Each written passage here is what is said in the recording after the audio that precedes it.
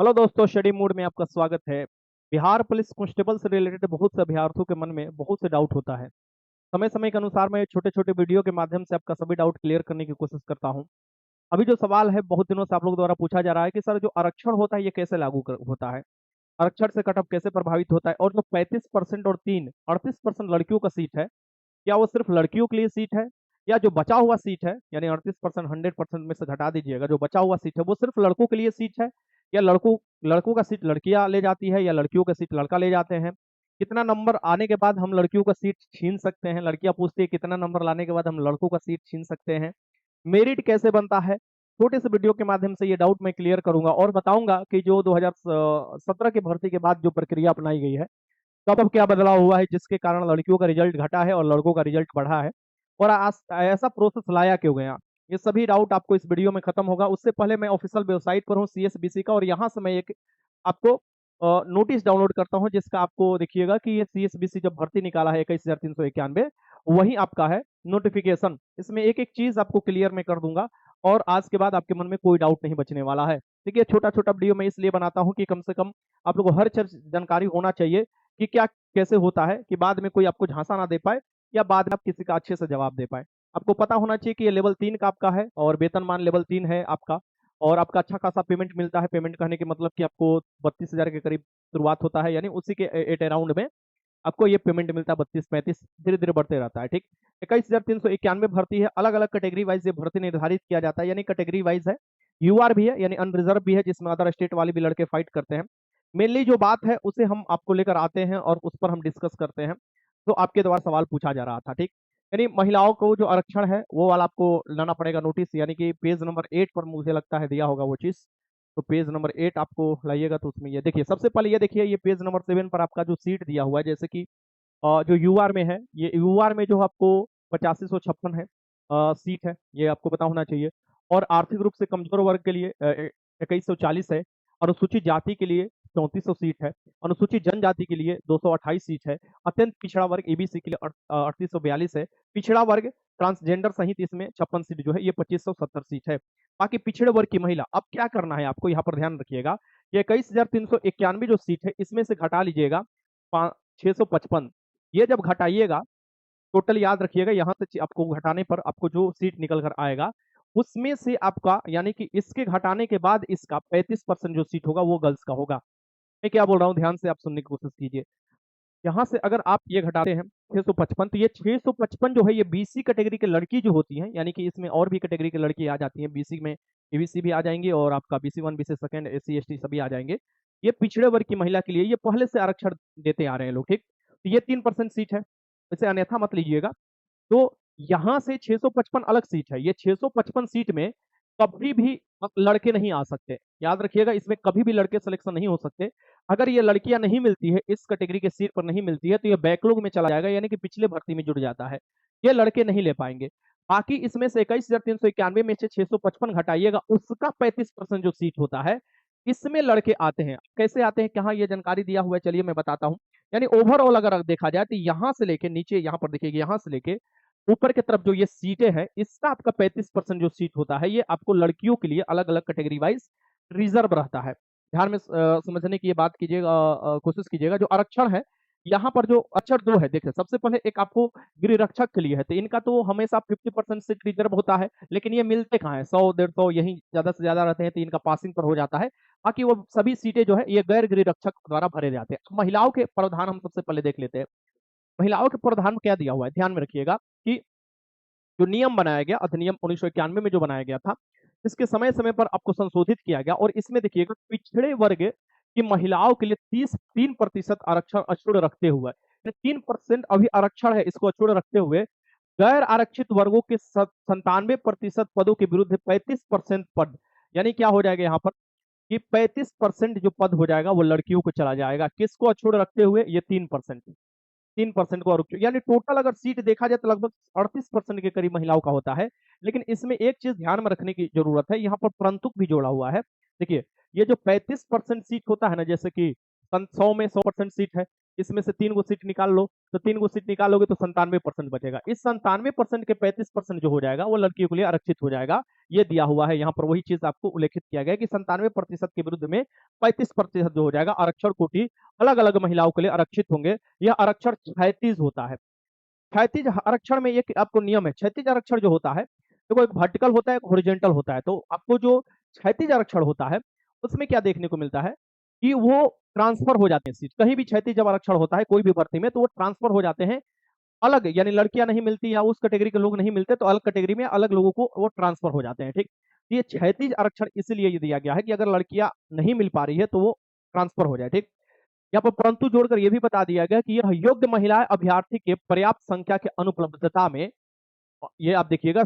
शेष रिक्त कोटि उसी के योग्य पुरुष अभ्यर्थी से भरा जाएगा। मान लो हाइपोथेटिकली, मान लो कि बीसी कैटेगरी के अंतर्गत, BC1 के अंतर्गत अगर सीट है, तो BC1 के अंतर्गत सीट है मान लो कि लड़कियों का, यहाँ पर हाइपोथेटिकली मान के चलो 100 गो सीट है, 100 गो सीट है BC1 कैटेगरी के लड़कियों को, यहाँ पर लड़कियां 80 मिल पाई, तो इसका सीट 20 को बच गया। तो ये 20 को सीट इसी कैटेगरी के, BC कैटेगरी, BC1 के कैटेगरी के लड़कों को चला जाएगा। ध्यान में रखने की चीज है। ये तो लड़के जो देखे होंगे बहुत खुश होंगे कि अरे चलो भैया ये हो जाता है। लेकिन यहाँ पर एक और चीज जानने की जरूरत है, वो देखिए, परंतु यहाँ पर जोड़ा है, यहाँ भी परंतु जोड़ा है। यह भी है, ध्यान में रखिए, यह भी कि बिहार अधिनियम 3/1992 की धारा 4(3) में निहित प्रावधान के अनुसार महिलाओं के लिए उपयुक्त 35% के अतिरिक्त यथास्थिति मेघानुसार भी महिलाओं की नियुक्ति किया जा सकता है। यानी कि यहाँ पर सोचने की बात यह है कि टोटल अगर मान लो 100 सीट पर बहाली आ रहा है, इसमें से अगर हम मानकर चलते हैं कि 3% सीट हम निकाल देंगे, 3% सीट निकालने के बाद अगर 100 वो सीट बच रहा है, इसमें से 35% हम सीट लड़कियों का रिजर्व हो जाएंगे, यानी 100 सीट में से मान लो 35% सीट है लड़कियों के लिए। ये 35 वाला आरक्षण की हम बात कर रहे हैं। तो क्या ये सिर्फ 35 पर ही लड़की चूज की जाएगी? जी नहीं। अगर 35% से अधिक भी लड़कियां मिलती है तो ये 100 में से और भी सीट ले सकती है, यानी और भी प्रतिशत बढ़ सकता है। इसे इससे समझने की कोशिश कीजिए, मैं यहाँ पर समझा रहा हूँ। 2017, 2019, क्योंकि 2018 वाला भर्ती रद्द हो गया था, और 2020, 2017 में आया था आपको लगभग 9,999 या 90 सीट था, इतना ही सीट था। ये पहला भर्ती था और बड़े स्तर पर आप देखिएगा। फिर 2019 में 11,880 भर्ती आया था। फिर देखिएगा 8415 भर्ती आया था। अगर इसमें हम बात करें परसेंटेज का, बहुत कम ही लोग आपको बता पाएंगे क्योंकि इसमें बहुत बवाल भी उठा था। इसमें लड़कियों को फाइनल सिलेक्शन 67% हुआ था, यानी टोटल सीट का 67% लड़कियां सेलेक्ट की गई थी। कहां सेलेक्ट की गई थी? इनमें मैक्सिमम रनिंग की लड़कियों को 6 मिनट दिया गया था। और इसी भर्ती के बाद देखिएगा 2017 भर्ती के बाद 2018 में एक भर्ती आता है, फिर उसको रद्द किया जाता है। एग्जाम 7 दिन बचा था मात्र, लड़के तैयारी भी कर लिए थे, हम भी तैयारी भरपूर कराए थे। 7 दिन पहले क्या किया गया था? रद्द कर दिया गया था। और फायरमैन भी इस भर्ती में शामिल था। फायरमैन को अलग किया गया, बाद में फिर भर्ती आया आपको 2380 पदों पर। और कांस्टेबल का भर्ती फिर आप देखिएगा 11,880 पदों पर 2019 में आया। फिर उनको एज में छूट भी मिला था। तो आप देखिएगा कि 67% जो पद होंगे ये लड़किए भरे थे, बाकी बचे हुए थे लड़के, इसलिए इनका 6 मिनट से घटाकर 5 मिनट कर दिया गया, क्योंकि फिजिकल पर ही मेरिट बनता है, वो कर दिया गया। यानी मैक्सिमम 5 मिनट समय मिलेगा, 4 मिनट पर आपको 50 नंबर मिल जाएगा दौड़ में। ये 2017 का है। 2019 में टोटल अगर देखा जाए कितना सिलेक्शन हुआ था लड़कियों का, 43% हुआ था। यानी वैसे भी याद रखिएगा 43% सिलेक्शन हुआ था, यानी बाकी बचे हुए लड़के सिलेक्ट हुए थे। फिर 2020 में क्या होता है? कंपटीशन टफ होता है। 2020 में जो होता है ये हो जाता है 38.5%, 38.5% जो होता है ये आपको सिलेक्शन होता है, यानी लगभग अपना सीट पर आ गई थी लड़कियां। तो क्या स्थिति यही देखने को मिलेगा या उतार चढ़ाव होगा, या क्या इसमें जो बदल सकता है? देखिए सिंपल से नियम आपके सामने है। नियम यह है कि कोई भी लड़की 35% आरक्षण में आती है और उससे अधिक भी बढ़ती है, यानी अच्छा नंबर लाती है, तो वो लड़कों का भी सीट लेगी। ये नहीं है कि 35 से 38% ही लड़कियों का सीट है, लड़कियों का सीट और भी है। इसी दशा में आप देखिएगा इनका कट जो होता है कम होता है फिजिकल में लड़कों से। तो यहाँ पर देखने की जरूरत है कि रिटेन में क्या चीज ऐसा किया जाता है। रिटेन में मुख्यतः यह देखा गया है कि आपको जिस कैटेगरी में जितना लोग हैं उसका 5 गुना दिया जाता है, यानी लड़कियों का बराबर दिया जाता है, यानी कि लड़की 5 गुना ही पास किया जाता है। रिटर्न की हम बात करते हैं, ठीक। यानी कि रिटर्न में मान लीजिए लड़कियों के सीट आपको अच्छा खासा दिया हुआ है, तो उसके 5 गुना पास किया जाएगा अलग अलग कैटेगरी वाइज। लेकिन फाइनल तो फिर मेरिट बनेगा फिजिकल पर। तो फिजिकल में लड़की आगे बढ़ने की अगर क्षमता रखती है तो बढ़ सकती है। मुझे जहां तक लगता है इस बार पूरी तरीका से अलग तरीके से एग्जाम हुआ है, अलग अलग डिस्ट्रिक्ट वाइज क्वेश्चन आपको डिस्ट्रीब्यूट किया गया है। लड़कियों की संख्या ना के बराबर आप कह सकते हो कि जहां 5 से 6 लड़के हैं वहां पर एक लड़कियां है, तो कंपटीशन उनके लिए बहुत आसान है। 40,000 लड़कियों का रिजल्ट देने वाला है, 40,000 और आपको 67,000 जो है ये लड़कों का रिजल्ट देने वाला है। के माने हजार होता है, थाउजेंड को निरूपित करता है, ठीक। तो ये 40,000 भी लड़कियां मिल पाएगी कि नहीं मिल पाएगी, ये बड़ा सोचने की बात है। आप कहोगे सर जी बात सही है क्या? एकदम सही बात है। आप कहोगे कैसे? इसमें ये भी एक चीज जोड़ा गया है, ध्यान में रखिएगा, एक चीज ये भी आपको सोचने की जरूरत है। यहाँ पर नीचे की तरफ मैं आपको कर रहा हूँ और एक चीज मैं आपको बता रहा हूँ। हाँ, थोड़ा और नीचे। हाँ, नीचे मतलब ऊपर की तरफ जा रहे हैं नीचे से। और इसमें एक चीज आपको लिखा गया है, उसे भी ध्यान से समझने की कोशिश कीजिएगा। ये देखिए, लिखित परीक्षा में 30% से कम अंक प्राप्त करने वाले अभ्यर्थी शारीरिक दक्षता परीक्षा के लिए असफल होंगे। अब ये जो है ना, ये 30% वाला मायने, ये बहुत से अलग अलग कैटेगरी वाइज में लड़की रहती है, तो संख्या ज्यादा है ना रिजल्ट का, तो आप देखोगे ये जो होता है, अगर इससे कम मार्क्स लाती है। 2017 भर्ती दरोगा आप देखे थे, 50% लड़का लड़की अगर मिला लिया जाए तो वो 30% भी स्कोर नहीं कर पाए थे। और पीटी में ये आपको डाटा होगा, अभी भी जाकर आप देख सकते हैं, वो नहीं कर पाए थे। तो बिहार पुलिस का भी अच्छा खासा हार्ड क्वेश्चन है। इस स्थिति में अगर देखा जाए तो बहुत सी लड़कियां एग्जाम भी छोड़ी है अदर डिस्ट्रिक्ट में होने के कारण, और बहुत सी लड़कियां पार्टिसिपेट नहीं करने के कारण देखिएगा कट चला जाएगा अलग अलग कैटेगरी में कम।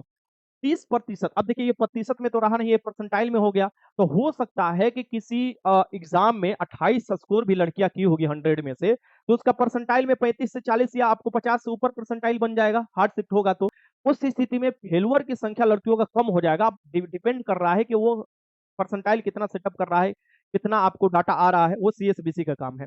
यहाँ पर आपको समझने की जरूरत है कि अगर आपके एग्जाम में लड़कियों की संख्या कम होती है, वो फिजिकल में हो या रिटर्न में हो, उस जगह पर लड़के फाइट कर कर अपना उनके जगह पर बना सकते हैं स्थान। मुझे लगता है रिटर्न में नहीं, लेकिन फिजिकल में, मुझे जहां तक लगता है, जितना एक्सपीरियंस है उतना मैं बता रहा हूँ, फिजिकल में कुछ कुछ कैटेगरी में लड़के जाएंगे, लड़कियां का सीट लेंगे। क्योंकि बहुत, आप देखिए, अब जो मार्केट में रहता है, जो समझता है बातों को, वो हमेशा याद रखता है कि कौन कहां पर है। अभी अभी याद करें तो 80% लड़कियां तो दौड़ ही नहीं रही है, वो अपना संशय में, अदर स्टेट की हो या अपना बिहार की हो, संशय में इसलिए बनी हुई है कि हमारा रिजल्ट होगा नहीं होगा। कोई कुछ भी बता रहा है नहीं, लेकिन फिजिकल तो उनका हार्ड है ना भाई। 5 मिनट मैक्सिमम नंबर है रनिंग के लिए, और 4 मिनट आपको मतलब ये है 50 में 50 रनिंग आने के लिए। तब पर भी आपको रन में समय देना पड़ेगा, गोला फेंक में, हाई जंप में आपको देना ही पड़ेगा। इसलिए देखिएगा 80% लड़कियां जो है अपना फील्ड में खड़ी ही नहीं है। मैं ये नहीं बोल रहा हूँ कि तुमको कुछ करना है भाई, जो तुमको लगता है संतुष्टि अंदर से आ रहा है वही चीज करना है। क्योंकि बहुत से लड़कियों का गार्जियन क्या करते हैं, ये सोचते हैं कि हमारी लड़की पास हो पाएगी कि नहीं, क्योंकि ये धारणा बना हुआ है। 8415, 11,880, उससे पहले 9,990, बहुत से ऐसे एग्जाम हुए जो में पढ़ने वाली लड़कियां अपना सिलेक्शन नहीं दिखा पाई, और जो 1 घंटे पहले लड़कियां पढ़ाई की या किसी और के भरोसे थी, पैसे के भरोसे, वो अपना सिलेक्शन दिखा पाई।